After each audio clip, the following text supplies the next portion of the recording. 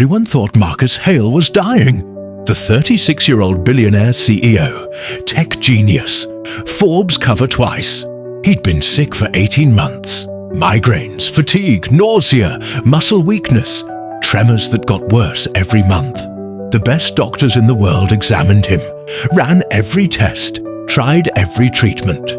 Nothing worked. His assistant scheduled appointments around his bad days. His board whispered about succession plans. His younger brother started acting like the company was already his. Everyone had theories. Rare disease, autoimmune disorder, cancer they couldn't detect. No one suspected the truth, except the cleaning lady. She wasn't a doctor, wasn't a specialist, wasn't anyone important. She was just the woman who emptied his office trash at 11 p.m. every night. The woman no one noticed, no one saw. The woman who saw everything.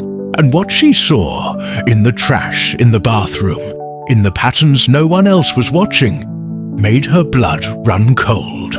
Because Marcus Hale wasn't sick. He was being poisoned. And the person doing it was someone he trusted completely. This is the story of a woman who cleaned offices for minimum wage and uncovered a murder that everyone else was too close to see. Rosa Mendoza had been cleaning the executive floor of Hale Industries for 3 years. Every night, 10 p.m. to 6 a.m., emptying trash, vacuuming floors, wiping down surfaces that rich people touched. She was invisible. That was the point of night shift cleaning. You came in after everyone left, disappeared before anyone arrived. You didn't exist to them, but Rosa saw everything. Marcus Hale had looked healthy 3 years ago when she started. Young, energetic. The kind of man who stayed late in his office, working on deals that would make him richer. But 18 months ago, something changed. He started looking tired, worn. Then came the trash, medicine bottles, empty blister packs, receipts from specialists. Then more medicine, stronger prescriptions. Then the bathroom incidents. Rosa would find evidence. He'd been sick, violently. She'd clean it without comment. That was her job. But she noticed. 6 months ago, the pattern became clear. Every Monday, Wednesday, Friday, Marcus was worse. The trash would be full of tissues, evidence of nausea, more medicine bottles. Tuesday, Thursday, weekend, less. Still sick, but not as bad. Rosa mentioned it once to her supervisor. Mr. Hale seems very ill on certain days. Not our business, just clean. So she did, but she kept noticing. Rosa saw her one night, working late, 9:30 p.m. before Rosa's shift officially started. Claire Thompson, Marcus's executive assistant, 5 years with the company. She was in his office, door open, organizing pill bottles on his desk, writing notes. Rosa slowed her cart, watched from the hallway. Claire picked up each bottle, examined it, set it down in precise order, then pulled a small container from her purse, opened it, carefully transferred pills from the container to one of Marcus's prescription bottles. Rosa's blood went cold. Claire looked up, saw Rosa, smiled warmly. "Oh, you startled me." "Sorry, Miss Thompson. I can come back." No, I'm just organizing Mr. Hale's medications. He's so sick, poor thing. Keeps forgetting which pills to take when." She gestured at the bottles. "I make sure everything's labeled, sorted by time of day. He relies on me completely." Her voice was warm, genuinely concerned. "Doctor's appointments 3 times a week now. I don't know what's wrong with him, but I won't let him face it alone." Rosa nodded slowly. "That's very kind. He's more than my boss. He's family, you know. I'd do anything for him." Claire gathered the bottles, put them in a bag. "I'm taking these home to organize them properly. Bring them back in the morning. Make sure he takes them with breakfast." She walked past Rosa, paused. "You take care of this building at night. I take care of him during the day. We're both just looking out for him, right?" "Right," Rosa said quietly. Claire left, and Rosa stood in the hallway, replaying what she'd seen. Pills transferred from an unmarked container. A warm smile. I'd do anything for him. 2 days later, Rosa was cleaning Marcus's private bathroom. Found a pill bottle that had rolled behind the toilet. Picked it up to throw away. Stopped. The label said, methylprednisolone, 16 million Rs, take as directed. But the pills inside weren't white like they should be. They were off-white, slightly different shade. She held one up to the light, saw a faint residue, like powder that had been pressed together imperfectly. Something in her gut twisted. She'd grown up in a neighborhood where people cut drugs, extended product, made fake pills. This looked similar. She pocketed the bottle, told herself she was being paranoid, but she couldn't shake Claire's smile. I'd do anything for him. That night after her shift, Rosa didn't go home. She went to a 24-hour pharmacy, asked the pharmacist, if someone was making fake medicine pills, how would you tell? The pharmacist looked at her strangely. Why are you asking? My cousin. She buys medicine from unlicensed sellers. I'm worried. The pharmacist softened. Real pharmaceutical pills have very precise markings, exact weight, uniform color. If they look slightly off, different shade, rough edges, inconsistent size, they might be counterfeit.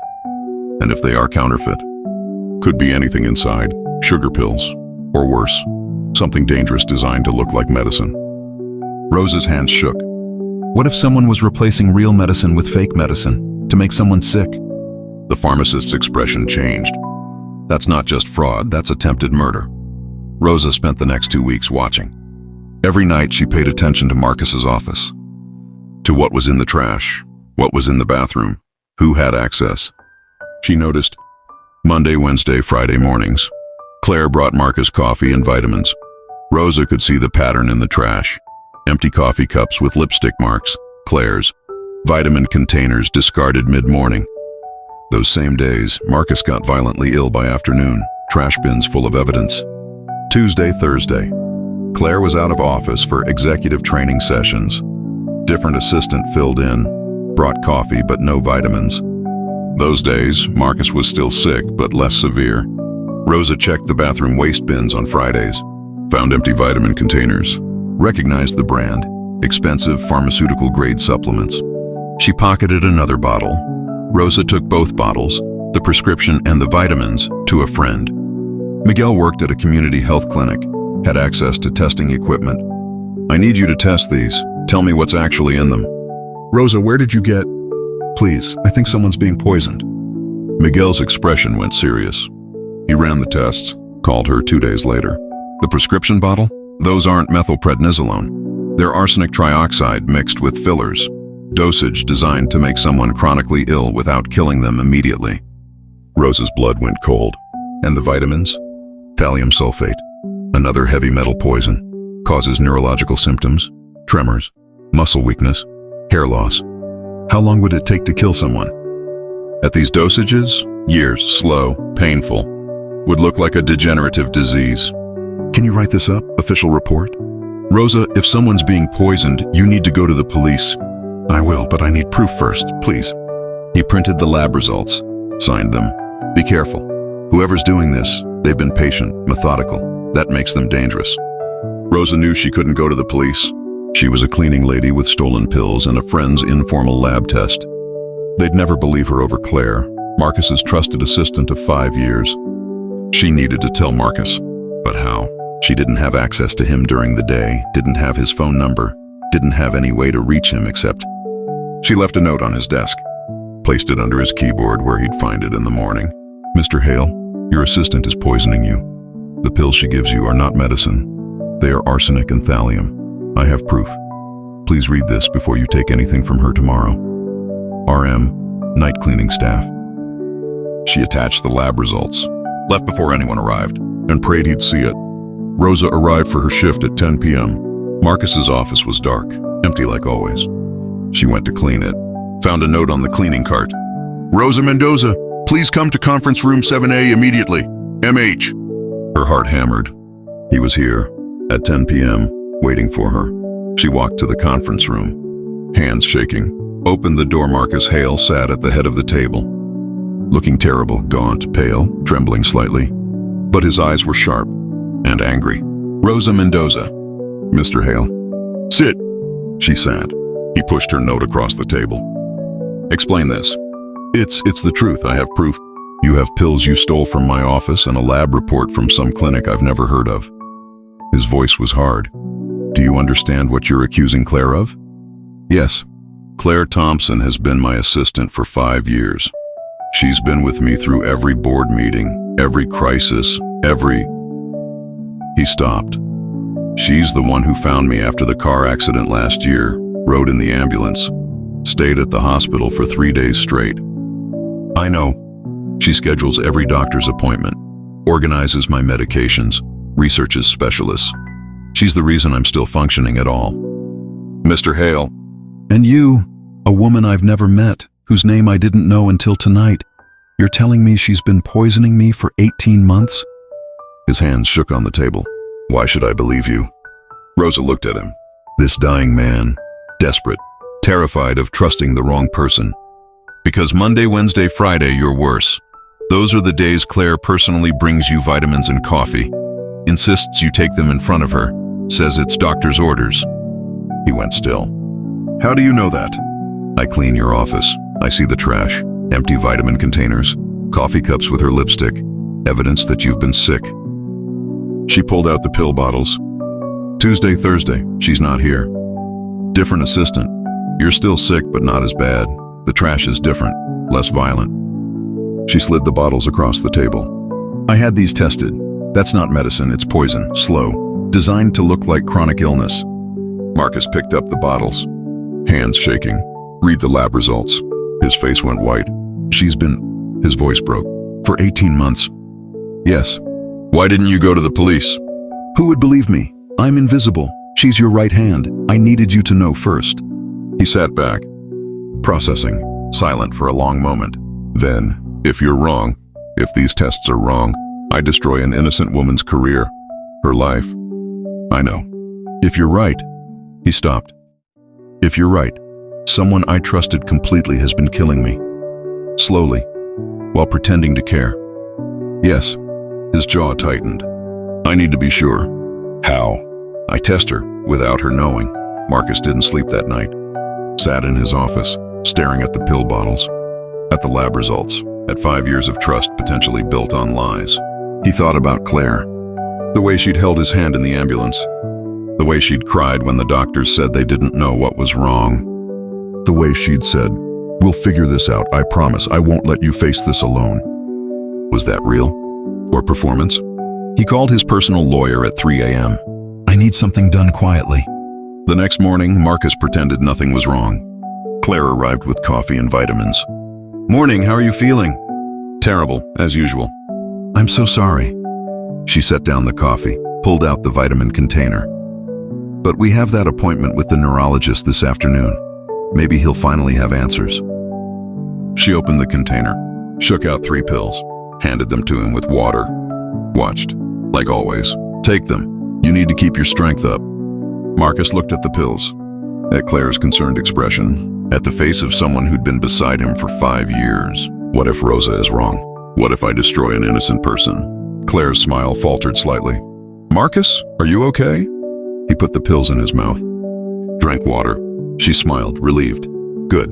I'll prep the car for this afternoon. She left. The moment the door closed, Marcus spit the pills into a tissue, stared at them, then called his lawyer. Send them to the lab, expedited. The results came back in 6 hours. Arsenic trioxide, thallium sulfate, exact match to Rosa's tests. Marcus sat in his office, staring at the report, feeling his world collapse. Marcus called Claire into his office at 7 p.m. After everyone else had left, closed the door. She did, smiled. What's up? Sit down. Something in his tone made her pause, but she sat. Is everything okay? Marcus pulled out the lab report, slid it across the desk. I need you to explain this. Claire picked it up. Read it. Her expression didn't change. I don't understand. What is this? It's a toxicology report on the vitamins you've been giving me. Vitamins? Marcus, I don't. His voice was quiet, deadly. I had the pills tested, 3 separate labs. All came back the same. Arsenic, thallium, poison. Her face went pale. That's impossible. I would never. Monday, Wednesday, Friday, for 18 months. You've been poisoning me. No. She stood. No, Marcus, I swear. Someone must have tampered with them. Someone. You organize my medications personally. You hand them to me. You watch me take them. every time. Because I care about you. Tears filled her eyes. Because you're sick and I'm trying to help. Help me die. No. She was crying now. I love you. You know that. I've been by your side through everything. How can you think? Why, Claire? She stopped. The tears were still there, but something shifted in her eyes. Why what? Why did you do it? Silence. Long, heavy. Then Claire sat back down, wiped her eyes, and smiled. Not the warm smile, not the concerned smile. A different smile, cold, almost amused. You really want to know? Marcus's blood went cold. Yes, because you're in the way. Of what? Of everything. The company, the money, the life your brother and I are supposed to have. She leaned forward. Did you know we've been together for 3 years? That he proposed? That we've been planning our future while you slowly deteriorated? Marcus couldn't breathe. David knows. David arranged it. She laughed. He gave me the compounds, showed me how to dose them, how to make it look like natural illness. All I had to do was be patient. 18 months. 18 months of watching you fall apart, watching specialists fail, watching you trust me completely. Her voice was soft, gentle. You have no idea how hard it was to comfort you, to hold your hand, to pretend I cared while I fed you poison. You cried at the hospital. I'm an excellent actress. She stood. But it doesn't matter now. You can't prove anything. Those pills, I'll say someone tampered with them, that I'm as shocked as you are. Your word against mine. I have lab reports from bottles that were in your office that anyone could have accessed. She smiled. You're sick, Marcus. Paranoid. Delusional from whatever mystery illness is destroying you. That's what everyone will believe. She walked to the door. Stopped. You should have died months ago, but you're stubborn, so I'll just have to be more patient. She opened the door and found 2 police detectives standing there, listening, recording everything. Claire's face went white. You can't. Claire Thompson, you're under arrest for attempted murder. They pulled her hands behind her back. Read her rights. She looked at Marcus. No more performance, just hatred. You'll never prove. We already have. The detective held up an evidence bag. Search warrant for your apartment turned up enough arsenic and thallium to kill 20 people, plus emails between you and David Hale planning the whole thing. David's being arrested right now. They let her out, and Marcus sat alone in his office, trembling. 18 months. 18 months of trust, of believing she cared, of poison disguised as concern. He put his head in his hands and broke. Marcus spent 3 months in medical detox, removing the heavy metals from his system, treating the damage. The doctor said he'd recover, mostly. Some permanent nerve damage, some cognitive effects. His left hand would always shake slightly, but alive. Rosa was cleaning the executive floor, like always, but something was different. Her cart had an envelope. She opened it. Inside, a check for $250,000 and a letter. Rosa, this is not payment. You can't pay someone for saving your life. This is acknowledgement. You saw what no one else saw. You risked your job, your safety, to tell a stranger the truth. You had every reason to ignore what you'd found, to stay invisible. You chose brave instead. The money is yours, no conditions. But I'm also offering you a position, employee safety advocate. You'd work with HR to create anonymous reporting channels. Make sure people, all people regardless of position, can raise concerns without fear. Because you proved that the person who sees the truth isn't always the person in the boardroom. Sometimes it's the person everyone overlooks. The job is yours if you want it. No pressure, but I think you'd be extraordinary at it. Thank you for my life. Marcus Hale. Rosa stared at the letter, at the check, at the job offer that didn't promise she'd be CEO. Just seen, valued, given a voice. She folded the letter carefully and smiled. Rosa walked into the executive floor, not in cleaning uniform, in business clothes, simple, professional. Employee safety advocate. She'd created the anonymous reporting system, trained staff on what to watch for, made sure people felt safe speaking up. 3 employees had already come forward with concerns that likely prevented harm. Marcus met her in the hallway, looking healthy now, color back, though his left hand still trembled slightly when he was tired. Morning, Rosa. Morning, Mr. Hale. The board approved your proposal. Full funding for the safety program. Good. He was quiet for a moment. I'm still alive because you paid attention. You're alive because you listened. Most people wouldn't have. Most people would have dismissed a cleaning lady's note as crazy? Yes, maybe I'm a little crazy. He smiled. The best people usually are. Rosa looked at this man she'd saved, who'd trusted her when he had every reason not to. Claire and David's trial starts next month. I know. You'll have to testify. I know that too. Are you ready? She thought about it. About 18 months of poison, of betrayal, of someone close becoming someone deadly. I'll tell the truth, that's all I can do. That's all you've ever done. She smiled. It's worked out so far. Rosa testified for 3 hours. Explained what she'd seen, the patterns, the evidence. Claire's lawyer tried to discredit her. You're a cleaning lady with no medical training. Why should we believe your interpretation? I didn't interpret anything. I noticed pills that looked wrong, had them tested, told Mr. Hale the truth. The labs did the rest. But you stole those pills. I saved a life. She looked at the jury. If that's stealing, I'd do it again. The courtroom was silent. Claire got 25 years. David got 15. Marcus restructured his entire company. New protocols, new oversight, new security, and a new policy. Every employee, from CEO to cleaning staff, had a direct anonymous line to report concerns. Protected, taken seriously, investigated thoroughly. Because the person who sees the truth isn't always the person in power. Sometimes it's the person everyone overlooks. The person emptying trash at 11 p.m. The person who notices patterns no one else sees. The person who chooses brave when they could choose invisible. And Marcus Hale made sure those people would never be invisible again. Everyone thought he was dying. The doctors couldn't explain it. His trusted assistant held his hand through every appointment. His brother prepared to inherit. But a cleaning lady noticed what no one else saw. The pills weren't medicine. The concern wasn't real. And the person feeding him poison was the one he trusted most. Sometimes the truth isn't found in boardrooms or laboratories. It's found in the patterns no one else bothers to check, by the people no one thinks to see, until they save your life.